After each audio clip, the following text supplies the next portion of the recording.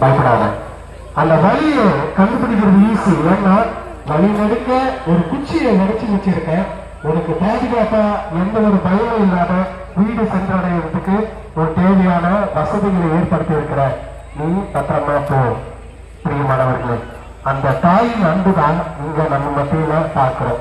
தாயை போல தன்னை போல நம்ம பார்க்கிறோம் என்று இந்த நற்கருணை வடிவத்துல நம்ம மீது வீழ்ச்சி இருக்கிறார். அவரை ஒரு நிமிடம் உற்று நோக்கணும். பல்வேறு கவலைகள் இருந்தாலும் அவரை உற்று நோக்கணும். இரண்டாவது பிறரன்பு. ஒருவருக்கு உதவி செய்தா நம்ம பிறருக்கு உதவி செய்யறோம், அவ்வளவுதான். அது கிவ் அண்ட் டேக் பாலிசி மாதிரி கொடுத்து வாங்குதல். ஆனா அதுல எந்த ஒரு அன்பு இல்லை. மூன்றாவது இறையன்பு.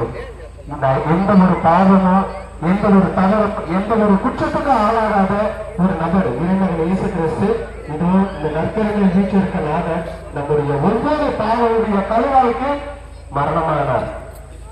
அவர் உயிர்த்த பின்பு நான் உங்களுக்காக